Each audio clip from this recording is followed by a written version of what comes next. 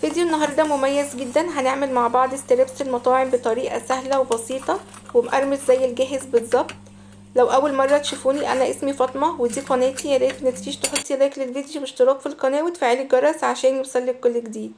اول حاجة جبت كيلو من صدور الفراخ ونغسلها كويس قوي بالرشة كده من الملح وشوية من الخل. تمام. وهنبدأ ان احنا نقطعها صوابع كده زي ما احنا شايفين، لا بتكون رفيعة جامد ولا بتكون تخينة. نيجي بقى للتتبيلة.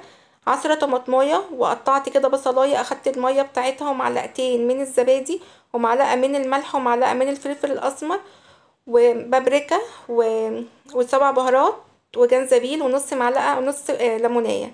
تمام. هنبدا ننزل بقى بكل الكلام ده كده في بلاستيكه زي ما انتم شايفين. ميه البصل والطماطم والزبادي والبهارات بتاعتنا، وعصرنا كده نص الليمونيه، وهنزل برضو بشويه من السبع بهارات.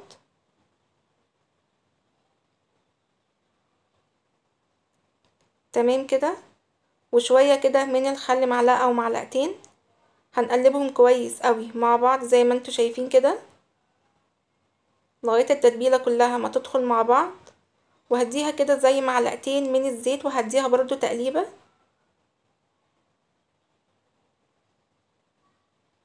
بعد كده هنزل بكيلو صدور الفراخ اللي انا غسلتها، قطع الستريبس اللي احنا عملناها. هنبدأ ان احنا نحطها كده في التتبيلة بتاعتنا وهنقلبها بالمعلقة بالشكل دوت. نقلبها كويس قوي لغاية ما اتأكد ان هي كلها اتشربت من التتبيلة. تمام. ونسيت حاجة كمان، انا بقطع لها 4 فصوص من الثوم بس ما كانتش جاية في الفيديو. تمام. واغطيها كده بالاسترتش وهدخلها التلاجة تتبل. نيجي بقى هنا، جبت كوباية من الدقيق ومعلقة من الملح ومعلقة من الفلفل الاسمر ورشة من السبع بهارات. هنقلبهم كويس كده مع بعض. بعد كده هضيف لها كيس من الفيجيتار اللي هو الحار، وممكن تضيف البارد، وربع معلقة من البيكنج باودر ونص كوباية من النشا. تمام كده. هنقلب بقى الخلطة دي كويس قوي مع بعضها. وهنا بقى كانت الفراخ اتبلت معايا حلوة قوي. هطلعها من التلاجة، وجبت كده طبق فيه مية ساقعة متلجة وقطع من التلج زي ما انتوا شايفين كده. وجبت طبق الدقيق اللي احنا عاملين فيه الخلطة بتاعتنا. هبدأ انزل كده بقطع الستريبس في الدقيق زي ما انتوا شايفين، وغطسها في المية المتلجة لمدة 3 ثواني، وهرجع تاني للدقيق برضو لتتبيلة الدقيق اللي احنا عاملينها، وانزل فيها بالمية تاني ونرجع بالستريبس في الدقيق بتاعنا تاني. تمام كده. ولو عايزين الحشوة الخارجية تبقى اكتر هنعوزها كمان مرة في المية ونرجعها في الدقيق. بننزل كده فيها في المية 3 ثواني ونرجعها تاني للدقيق بتاعنا والتوابل اللي احنا حطيناها فيها زي ما انتوا شايفين كده. لو وصلتوا معايا لغاية هنا، يا ريت متنسيش تحطي لايك للفيديو واشتراك في القناة وتفعيلي الجرس عشان يوصلك كل جديد. طريقته سهلة جدا وما بياخدش معانا وقت خالص ولا مجهود، والاولاد هتحبه. هنعمل كل الكمية بنفس الطريقة. جبت بقى طاسة، حطيت فيها زيت وحطيتها على نار، والنار تكون عالية مش واطية.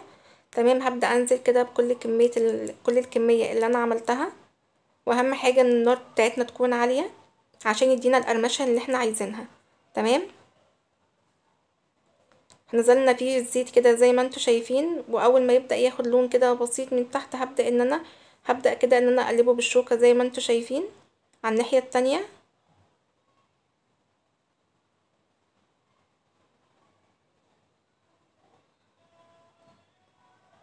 ما شاء الله اخد معانا لون حلو اهو. بنقلبه برضو كده وهو في الزيت. خلاص كده بقى مقرمش معانا وخلاص كده اخد طيابه حلو المظبوط في الزيت. هبدأ ان انا اطلعه كده من الطاسة زي ما انتوا شايفين.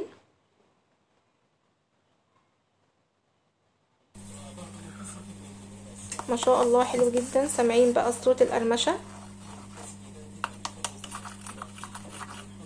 اهم حاجة ان احنا ما نوطيش عليه النار، النار بتاعته تكون عالية. ما شاء الله حلو جدا، ما بياخدش معانا لا وقت ولا مجهود. كان طعمه جميل فعلا، احلى من بتاع المطاعم بكتير وموفر، وحاجة صحية في البيت انتي عاملاها متأكدة منها. بيتقدم مع المكرونة او مع رز ريزو او في سندوتشات كده بكاتشب للاطفال. حلو قوي. جربوه بقى وقولوا لي رايكم في الكومنتات. ولو وصلتوا معايا لغايه اخر الفيديو، يا ريت متنسيش تحطي لايك واشتراك في القناه. بحبكم قوي. مع السلامه.